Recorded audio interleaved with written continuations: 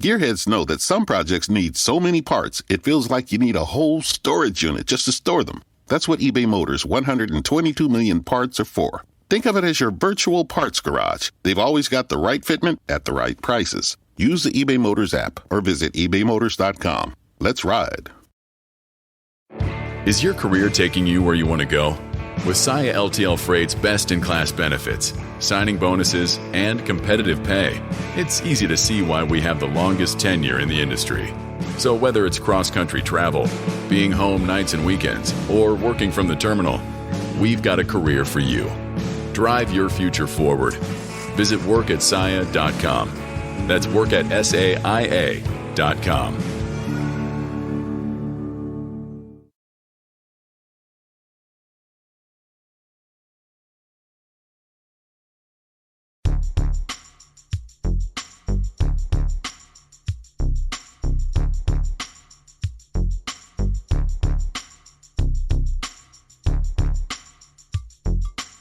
Hello and welcome to the Sports Ethos DFS Today podcast. I am your host, Mike Patra, riding solo for this wonderful, large, and in charge 11-game slate we got on our hands. So, quick shout out to our presenting sponsor over at Thrive Fantasy. Just give a quick shout out to them, as always, the number one prop bet fantasy site out there. So come out there, prop up on Thrive Fantasy this season. It is a daily fantasy sports and esports app for player props. With Thrive, you can eliminate the countless hours of research and focus only on the top tier athletes. Choose 10 out of the 20 available player props to build your lineup. Each prop is assigned a fantasy value for both the under and over based on how likely it is to hit. Hit the most props, rack up the most points, and win your share of the prize pool. Thrive has given out over $50,000 in guaranteed prizes weekly for the NBA season and has awarded over $6 million thus far. Use that promo code ETHOS when you sign up today, and you'll receive 100% instant deposit on up to $100. So listen, you put in $100, they give you $100. It's free money. Go use it. Play with the promo code ETHOS. Download Thrive Fantasy out of the App Store or Play Store by visiting their website, www.thrivefantasy.com. So we got a fully packed slate on our hands today.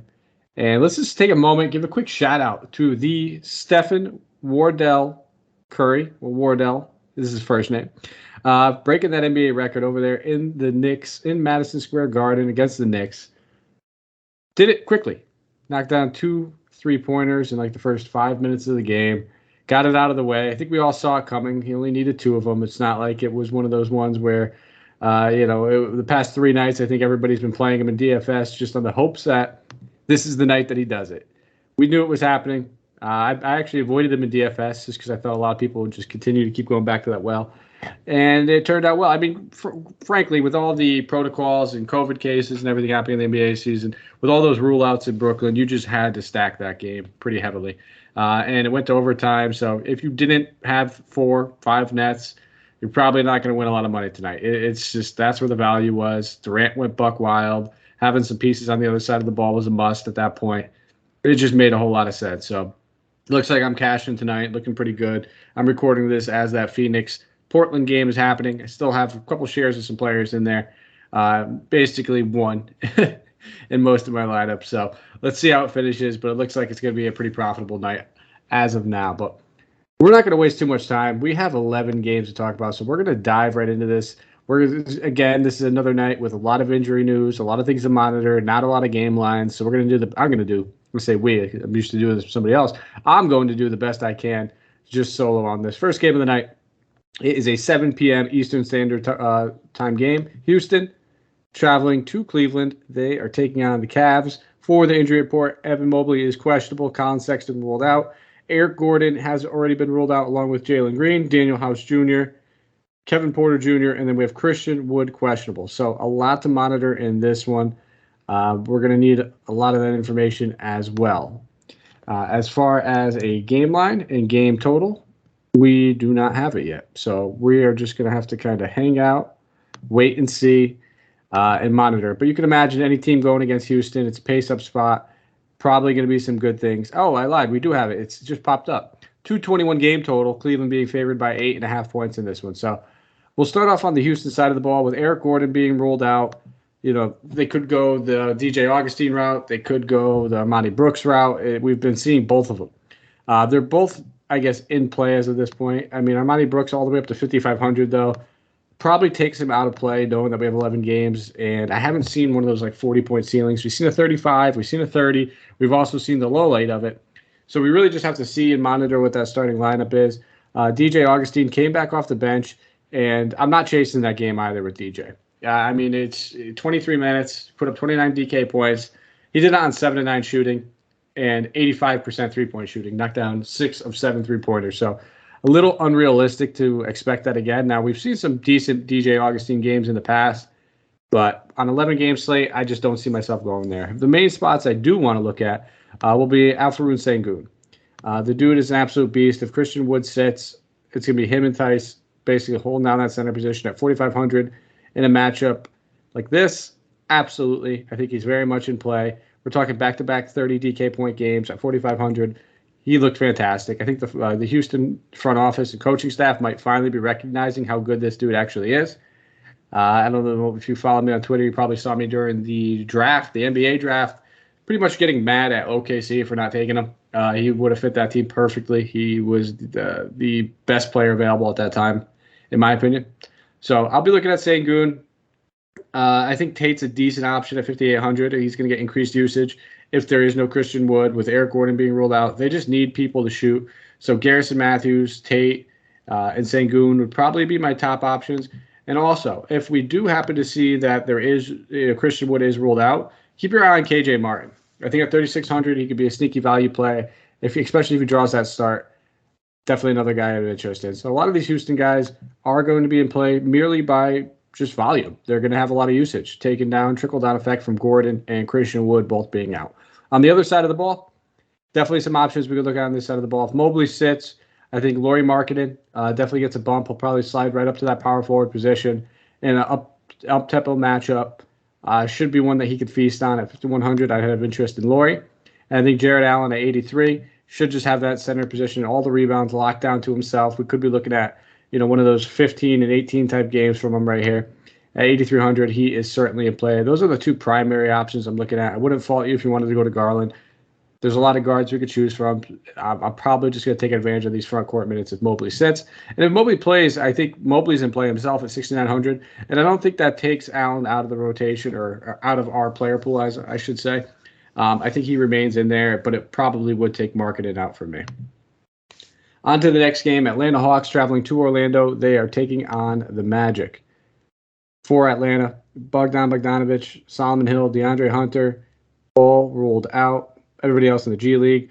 And for the Magic, Mo Bamba is questionable, although I think I saw a report on Twitter that he's likely to play. Michael Carter-Williams ruled out with Markelle Fultz, Jonathan Isaac, Etuan Moore, and Jalen Suggs all remain out as well. Looking for the game total is at 225, with Atlanta being favored by 7.5. So relatively high game total in this one. Generally, going against the Magic, you don't see too many high game totals. They tend to play a little bit slower. But Trae Young now, after a big game, priced all the way up at 10-7. But the dude's been just cooking. At least 55 DK points over the last 4 games. I'm not scared off this Orlando matchup whatsoever. So he's definitely one of the options I'm keeping in my pool and looking at, especially if I'm spending up at that point guard position. He's probably the best option outside of one other guy that we'll get to a little later, who's only a couple $100 cheaper to spend up at point guard. But, I mean, there's really only 2 point guard options above that real 8K range I'm looking at. 3. I'd say 3. But there's a large gap in between the top 2 and then the last one. And him being one of them. I prefer him over Lillard. I prefer him over Westbrook. I prefer him over Mitchell.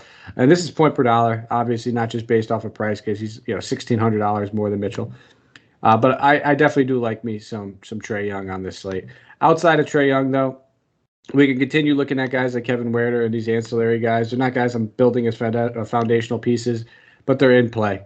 Not the greatest of price tags. With Timothy Luau-Cabarrot only played 20 minutes with Cam Reddish back, and that could be expected now that Reddish's minutes limits has been lifted. He should start to work his way back up into 3,800. He played 28 minutes in that last game against Houston. He's definitely in play. If he's going to be playing 27 to 28 minutes, we got a lot of value to choose from. Is he the most concrete solid of it? No, but he's definitely a good GPP play because he probably won't draw a lot of ownership. And that's probably about it. I don't think this is a game that I want to target Capella. Although we've seen for every good Trae Young game, it's been 3 straight 40-point DK games. But he's 8K. We need a little bit more than 40. So I'll probably take a pass on the front court in this one. On the other side of the ball, looking at them, if we see that, Wendell Carter Jr., for some reason, if he does not play, I think it's going to be a nice little bump for guys like Franz Wagner and Okeke. Robin Lopez would probably end up playing decent minutes, but not somebody I'd be interested in. It would mostly just probably be like Franz and Okeke, and I prefer Franz in this matchup a little bit more. I think Franz is in a good spot here, 6,300. He's been super consistent with his 30-point games. Nice little cash play. Has a little bit of tournament upside, but not something I'm overly interested in. And I want to talk about Cole Anthony. I just said it. There's not a lot of guys I like in this matchup. It's a good Cole Anthony spot simply because he's going to get that Trae Young defense. It's just that simple. I don't see myself gravitating towards having a ton of shares of him, but if you wanted to look at him, I think this is a spot to do it. He put up 54 DK points on them earlier in the year, shot 11 and 19, did so with 11 assists, and only had 3 rebounds, which is 3 lower than his season average. So he has the makings to be a good player here. I think he makes for a good contrarian play over some of these guys like Kyle Lowry that we'll get to in the next game. But overall, I just don't see myself having too many shares. It just is what it is. If I land on him with a couple of my builds and I'll have shares of them, listen. But it's going to be in like the 20 entry max. And in tournaments like that I have shares. In my single entry and my cash, I probably won't. On to the next game, Miami Heat traveling to Philadelphia, taking on the 76ers. Looking at the injury report here, we got some names that we have to keep an eye on and monitor. We saw that Seth Curry and Joel Embiid both sat out that last game. They're both questionable. And let me just talk about that slate for a second. That was a terrible slate. I mean, I think we got all the Grizzly news 1 minute after lineups locked, so it made for adjustments a little bit harder. We got this news a minute after the game started, it felt like. It's just been a whirlwind on that last slate. So let's cross our fingers, hope for the best that we don't get another one like that. But both those guys are questionable. And then Ben Simmons, as we know, continues to be out. On the Miami side, Jimmy, Bam, both ruled out. Caleb Martin, Markieff Morris, Victor Oladipo, all out. Tyler Hero, questionable, dealing with that right quad strain. Something to keep an eye on. I think he's got a decent chance to sit in this one out as well. And then as far as like a game total and a spread, it's a 207 game total. Philly being favored by 5.5 points in this one. So we'll start off with Miami here. We know the bodies that we want to continue looking at with everybody out. Kyle Lowry continues to just have an insane amount of usage, taking the shot attempts, doing everything he needs. There's also the aspect in he played or grew up in Philly. He's a Nova dude. Generally plays well when he travels back here. So I think we can look at Kyle Lowry. You always gotta check that kind of stuff out. And if you're one of those people that always likes to, and listen, I'm not saying I always go towards any single, thing that we grew up here, played here, went to college there, parents in the stadium. Some of those things do intrigue me. But I also try to look at the past results and what's happened. And he's generally played pretty well against Philly. So Kyle Lowry in play for me, absolutely. Outside of Kyle Lowry, I think PJ Tucker, we got to continue to look at this guy. As long as these big men are out, and like Bam is out, and as long as Jimmy's out, he's getting increased shot attempts. He's getting the rebounds. He's even been doling out assists. He has at least 4 assists over the past 4 games. The dude's just been contributing across the board. And at 5,300, I think he's going to be fairly chalky. So my heart's almost telling me to bounce off, but my head's telling me to play PJ Tucker in some lineups. And then I want to keep an eye also on Gabe Vincent. 4,500, so the price boost is in there. A little bit of the luster has been taken out of it. But at 4,500, as long as he's playing 30-plus minutes, which he should, I'm going to have a couple shares and some interest in Gabe Vincent. So it's PJ, it's Kyle Lowry, it's Gabe Vincent. Those are the main options I'm looking at. Probably not much more. And on the other side of the ball, looking at Philly, Joel Embiid, if he sits, obviously we can go right to the Drummond well at 4,700. He didn't have a great game in that last one. He only actually played 21 minutes, but it was also a blowout. If he was given the extra 10 minutes or so, we were probably looking at close to a 40 DK point game from him. So Andre Drummond at that price tag of 4,700. If we have the news before lock, which we should, it's early game, he will be extremely chalky, but I'm fine with eating that chalk. And then also don't mind looking at Tyrese Maxey at 61. Coming off of a really good game. Shot 9 of 17 in that last one, put up 35 DK points. It's a good matchup for him. Maxi's in play for me as well. And then if we happen to see that Seth Curry sits, Korkmaz drew the start for him in that last one, played 32 minutes at 3,500. There's worse value plays out there. So Korkmaz, and I wouldn't even mind a share to a Shake Milton who would see close to 30 minutes if we have no Seth Curry as well. So it's going to be Korkmaz, Drummond if Embiid sits. It would be a little bit of Shake if Curry sits, and caveat Korkmaz sits. And then if they all play, I probably wouldn't have any shares of Tyrese Maxey. It would probably just take a lot of the luster out of this game entirely for me. If everyone's healthy and playing, I don't see myself having any shares of anyone. It's gifting season. No one returns alcohol. So this year, get everyone on your list the gift of beer, wine, and spirits delivered with Drizzly in under 60 minutes. Right now, Drizzly is giving every new customer $5 off their first order. Just use the promo code FAST5 at checkout. So download Drizzly app now or go to drizzly.com. That's DRIZLY.com and use the promo code FAST5 for $5 off your first order. And get that delivered in under 60 minutes. Get it when you need it. You can also conveniently shop across stores, so you can choose from a huge selection and get exactly what you want. And you have the benefit of finding out the best deals on what you're looking for, as you can compare prices across those multiple stores. Drizzly is the most convenient way to buy beer, wine, and spirits, with delivery to your doorstep in under 60 minutes. Drizzly is the #1 app for alcohol delivery. So download the Drizzly app now or go to drizzly.com. Again, that's DRIZLY.com and use the promo code FAST5 at checkout to get $5 off your first order. Hello, Discover here to explain our cash back match. Here's how it works. We give you cash back for using your Discover card on the things you were going to buy anyway. Then we match that cash back in your first year. And that's why we call it Cashback Match.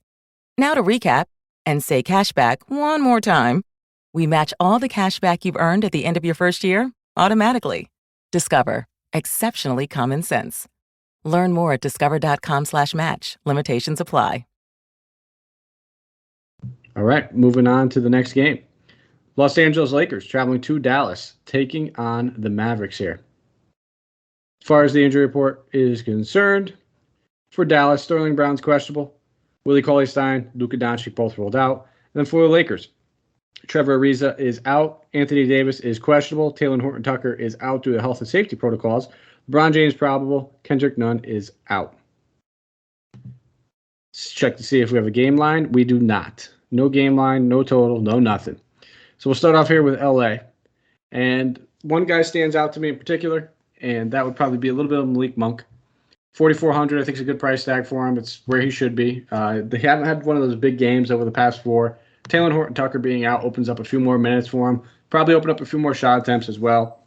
And then the only other guy I'm probably going to have any concern with, or I guess any real interest in, would be LeBron James. He's all the way up to 11-1, but he's just been a different player over the past week. About 3 straight games of an average of more than 60 DK points. At 11-1, there's a lot of guys we could spend up on. He's definitely got to be one you could consider if Anthony Davis sits. If Anthony Davis plays, I'm probably avoiding all these bigs in general. On the Dallas side of the ball, not a whole lot I like here. Just being honest, it's the prices, they're increased. Porzingis and Brunson have been guys I've been playing over the past couple of games and profiting off of it. But now Porzingis is up to 8,600, so you got to spend a pretty penny on him. If Davis plays, the matchup's not great. Brunson's up to 67. He's still playable in that price range. I still think that's an okay price tag for Brunson. But the only reason I'm playing Brunson is if Davis sits and I'm playing like a LeBron on the other side. Otherwise, I just don't see myself having too much exposure to this game in general. I'll probably take a pass on it for the most part. Got to cross some games off. On to the 5th game. Indiana Pacers traveling to Milwaukee, taking on the Bucks. As we know, there's going to be some news here. Justin Holiday questionable. TJ McConnell has been ruled out. TJ Warren has been ruled out. And then for the Bucks, we know that Giannis is ruled out. He is in health and safety protocols. They already ruled out DeMarcus Cousins. Brook Lopez had that back surgery. Wesley Matthews in health and safety protocols. Semi Ojeleye, he is out. And then Chris Middleton is questionable. He hyperextended his left knee in that last game. I'd be shocked if he plays. I just don't see a world where they actually give him the run in this one. We have no game total. We have no injury report just yet, so we're going to have to keep an eye on that as it is. But this is going to be a good game, a good fantasy game. I think there's going to be a lot to like here. We'll start off with the Pacers. With Giannis out, this is going to be a tough matchup for whoever they decide they want to put on Domantas Sabonis. I really like Sabonis here at 9,500. He'd be one of the reasons I don't spend up on Porzingis. I'd rather find that extra $900, put it into Sabonis. I think he is one of my top power forward plays when I'm spending up at that position. Definitely a great option here. Outside of him, though, not a whole lot else. Probably going to hop off the Chris Duarte bandwagon with all the value on 11-game slate. He's really just struggled with his shot over the past 2 games. He's 3 for 16 over the last 2. We saw that big one against the Knicks, but since then he's been ice cold and the minutes have been down. So I'll probably fade Duarte here. I think you could look at like a Brogdon or a LeVert. Brogdon going against his former team. That narrative is always there as well. But at 7,700, it's a good price tag. I'm not going to talk you off of it. Looking at this Bucks team, I think this is where a lot of the interest is going to be. With no Giannis, we know that the usage just gets funneled all over the place. There's a lot of options we could have, especially if Middleton sits as well. At that point, we have to wonder, how close could this game stay? Without those 2 major pieces, this Bucks team's still good. They're still very, very deep. But I think Holiday absolutely in play at 75. He's probably the reason I don't play Brogdon. And if it's probably the best play in that 6 to 7.5K range. Once you hit the 8K range, we talked about some of those options already. I think Bobby Portis would absolutely be in play at 7,100. They're going to need his size. This could be about a 35-minute Bobby Portis game if it stays close. Not the greatest matchup going against Miles Turner and Sabonis in that front court. Probably will find himself in a little bit of foul trouble. But it's not just that the fact that he's going to get those extra minutes because he's big. Bobby Portis likes to shoot. It's been known. He's been dating back to his days on the Bulls. He was notoriously known for just putting his head down, not looking at anybody, and just shooting. Now he's going to have the opportunity. So I'm good with Bobby, too.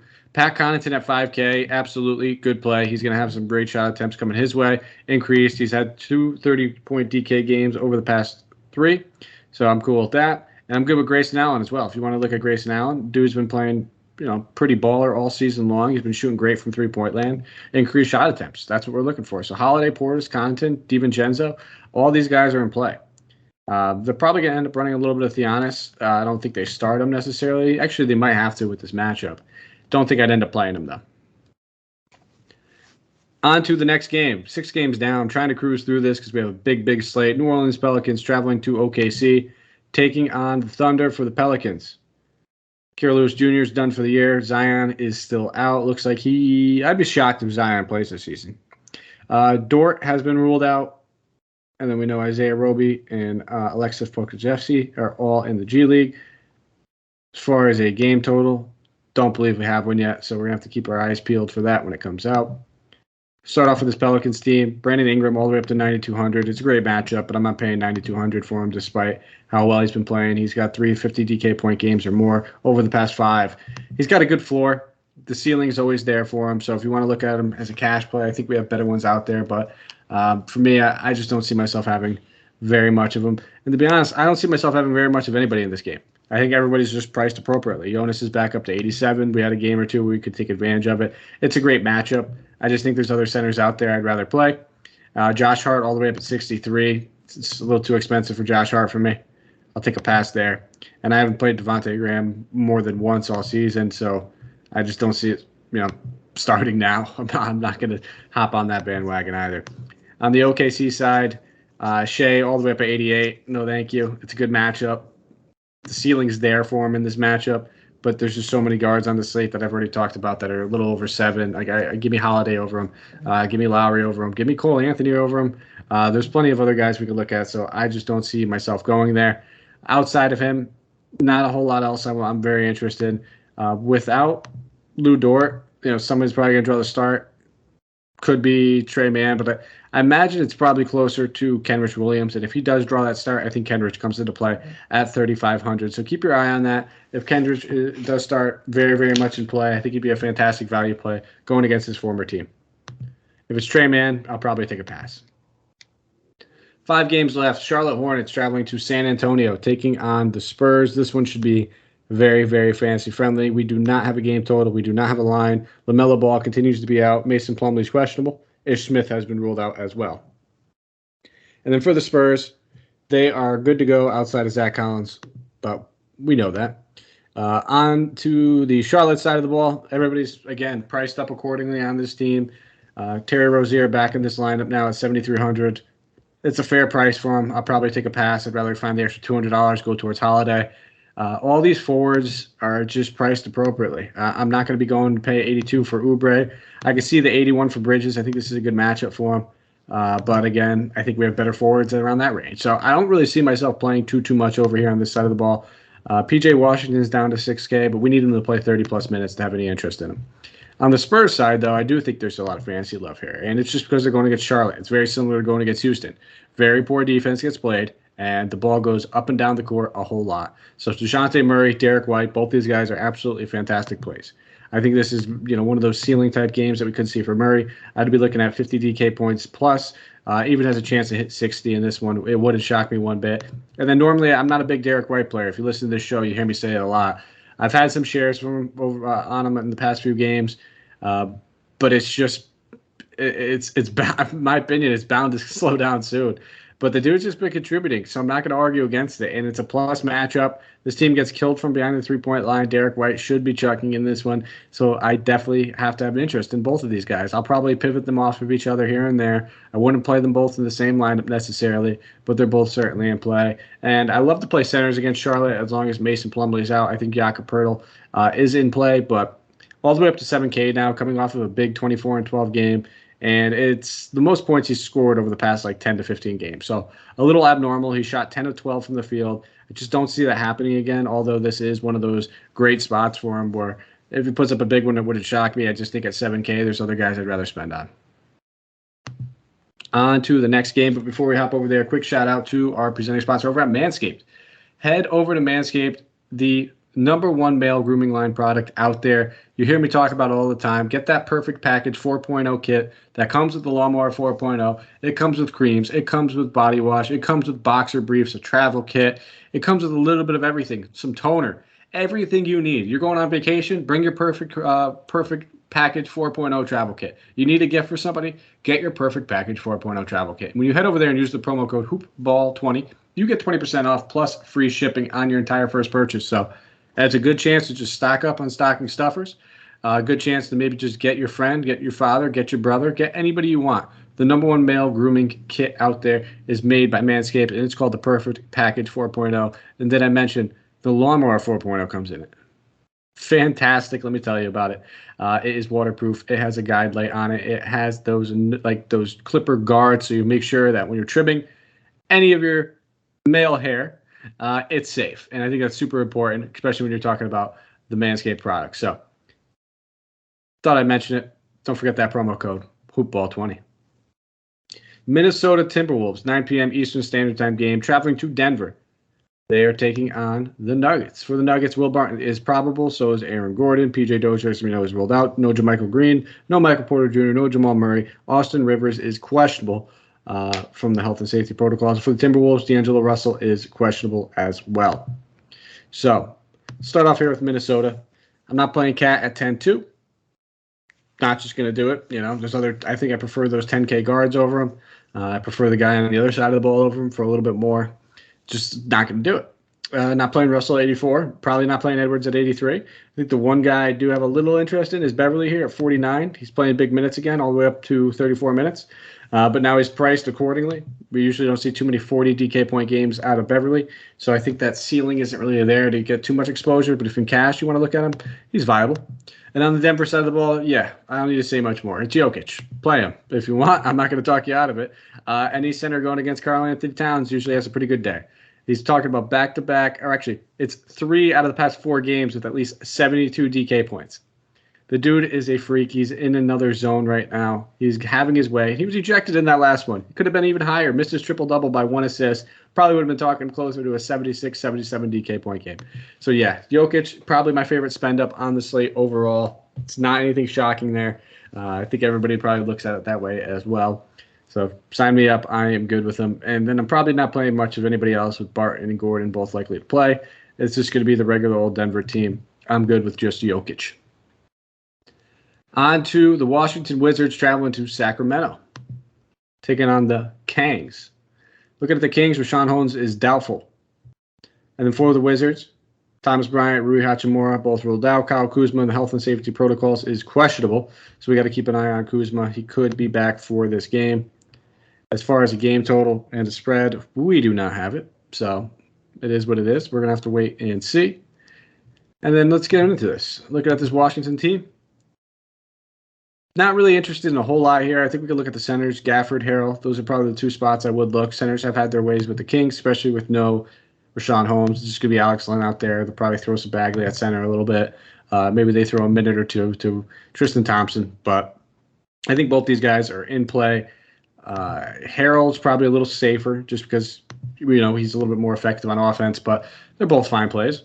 And if Kuzma sits, looking at Denny, looking at Bertans, I had more Bertans in that last one, and it actually paid off. So probably the guy to go to in this one. He was just hot shooting, and they went with the hot hand. He was 5-9 from deep. Ended up shooting 8 of 13 on the night, put up 33 DK points.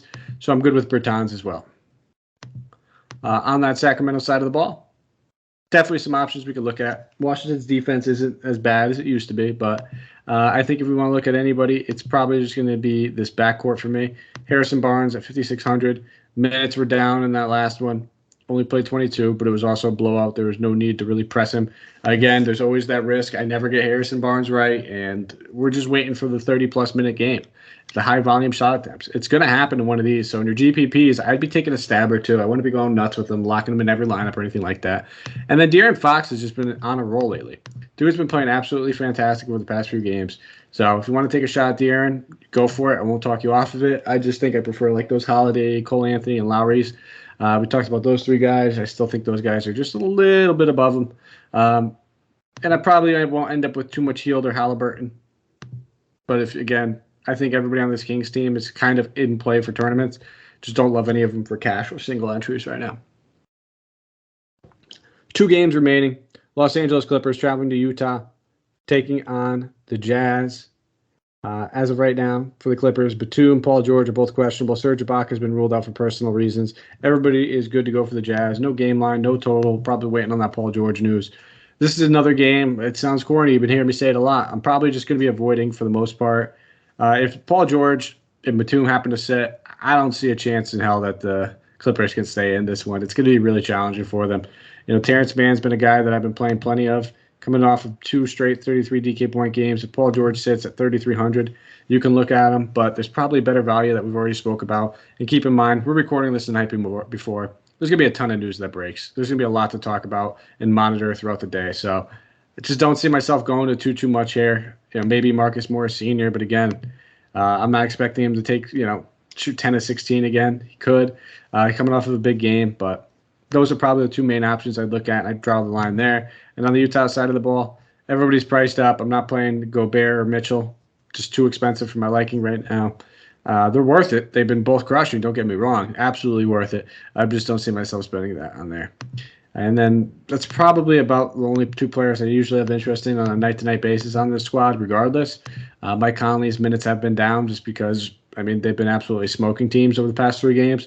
And I don't see this changing, so I think we're looking at another 25-minute game for Mike Conley due to the blowout. Final game of the night, Memphis Grizzlies traveling to Portland, taking on the Trailblazers. Trailblazers are on the second half of a back-to-back. They're playing right now as we speak. So no injury report for them, but Brandon Clark is out, John Morant's out, Sam Merrill is out, and Zaire Williams is out. No injury report, no game total, no spread just yet. We'll start off with Memphis here. Definitely some guys that we could look at. I think these price tags are all pretty fair with Steven Adams back. Xavier Tillman's probably off the board for us. Jaren Jackson's back, so Kyle Anderson's probably off the board for us. But I do think that this is a spot that we could look at. A Desmond Bane or a Dylan Brooks. Both these guys should get high-volume shot attempts and continue it. Bane only played 21 minutes against Philly. The game got out of hand. He managed to put up 28.5 DK points with only scoring 5 actual points. So we've seen the ceiling. This dude was priced up a little bit more beyond that. I'm okay with looking at Bane. I think I prefer him slightly over Brooks, but both these guys are going to lead the team in shot attempts. They both should have like 16 or 17 plus, and they're both in play. Cash, GPPs, you could look at them in both of them. On the Portland side of the ball, probably not playing Lillard. Second half of the back-to-back, I'm all set there. If anything, I'm going to go back to the well. Larry Nance Jr. at 4,600. We know his upside. He's starting for the second game in a row tonight, so I'm assuming he's going to start for the third game in a row by the time you guys hear this against Memphis. And he put up 29 DK points in that first start against Minnesota in 26 minutes. As long as he's getting 25 to the 30-minute mark, he should have no problem paying off that $4,600 price tag. So I definitely have an interest in him. And then outside of him, Anthony Simons at 54. I don't love that price tag, but if he's going to take 20 shot attempts like he did against Minnesota, sign me up. So we also want to see what he ends up doing when it's all said and done tonight. But if the shot attempts continue to be there for him, I'm good with it. And then Nasir Little's a decent play at 4,300, but I don't see myself having too many shares of him. All right. I tried to motor through that as quick as possible. 32 minutes, 11 games. We just cooked it. So now we're going to get to the player tier segment where we talk about the top tiers. 2 from each tier we will give. Nikola Jokic, expensive tier number 1. 12-2, fantastic play, going against Karl Anthony Towns in Minnesota. There's not much needs to be said for Jokic. The dude's pretty much averaging like 65 DK points a night over the last month. I'm good with him there. The other guy I'd spend up on, I do like me some DeJounte Murray at 10-3 in this matchup. I'm good with spending on him. Up pace tempo, very little defense.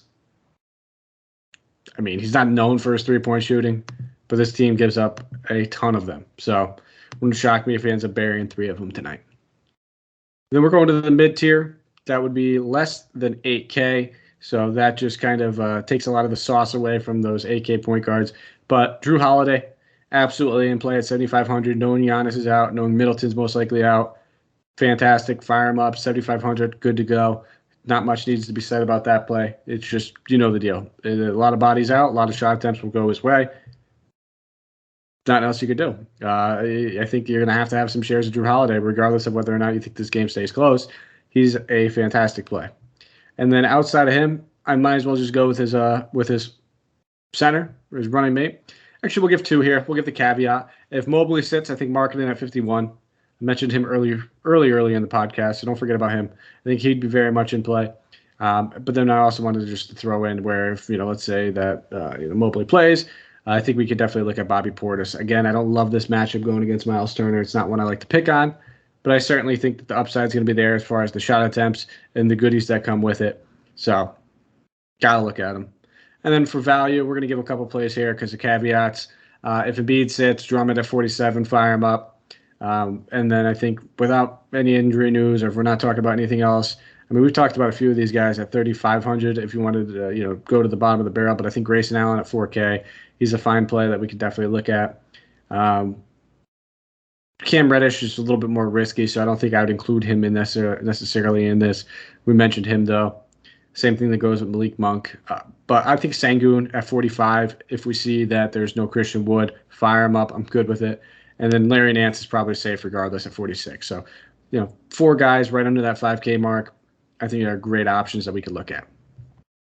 Sliding over to our Thrive prop bets of the night. A lot of guys to look at here. I think there's a couple of easy ones that you could just lock in as chalk. They're not going to get you more than 80 points. But Cole Anthony, 4.5 assists. I think it's just lock it in. Dude's been crushing all season long. He gets a matchup against Trae Young and this Hawks team. I think he should have no problem hitting that mark. So I'm good with that one. And then if we wanted to look at another one, I think Domantas Sabonis, 12.5 rebounds on the over. I'm willing to take that going against this Milwaukee team. It's going to be very undersized going against him. It's a rough bet simply because you're getting 115 points for it. So the favorite is obviously going for the under on that. But if I'm going to give one that is pretty chalky, I think I got to pair it with something that's a little bit of risky. So that's the one I'm going with, Sabonis and Cole Anthony. And that brings us home, guys. So thank you, as always, for listening. Go give me a follow on Twitter at Mike Apotria, MikeApotria. Thumbs up, 5-star rate and review, wherever you might be listening to this. We really do appreciate it over there, guys. Follow us on Twitter, and you'll get the up-to-date information at how we view the slate. I'm always retweeting news, lineup news, guys ruled in, ruled out. And the best way to follow us is really in the Discord, because that's where you'll find me an hour before every slate locks. I'm in there answering questions, posting my thoughts on the slate, the favorite value as things adjust, my favorite, my highest owned studs, my highest owned players in general. I'm answering as many questions as I can. Those are just some common ones that I get pretty often. So follow us in the Discord. The only way you can get in there is if you have the Sports Ethos DFS Pass, which is only $4.99 a month. Listen, if you're playing DFS, you're probably playing more than $4.99 a week.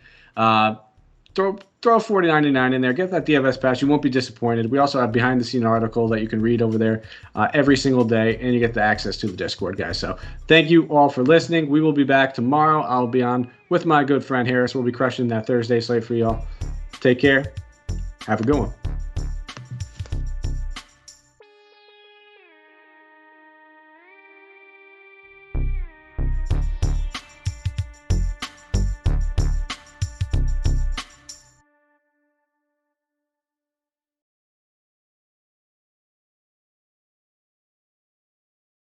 Grandparents. At Vanguard, you're more than just a grandparent. You're the family historians. You fill your closets with heirlooms, family photos, and letters from long ago. You're always planning the next family reunion, even at the reunion. Because for you, time well spent is time spent on them. At Vanguard, you're more than just an investor. You're an owner. Because the future you're building is bigger than yourself. Discover the value of ownership at Vanguard.com. Fund shareholders own the funds that own Vanguard. Vanguard Marketing Corporation, distributor.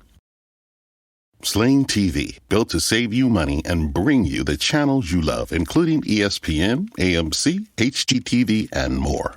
Watch your favorite comedies, dramas, suspense thrillers, news, sports, and more for just $35 a month. And your first month is only $10. Sign up now and start streaming right away on your TV, phone, and tablet. Take control of your TV solution with Sling. It makes TV flat out better. Go to sling.com to sign up now and get your first month for just $10.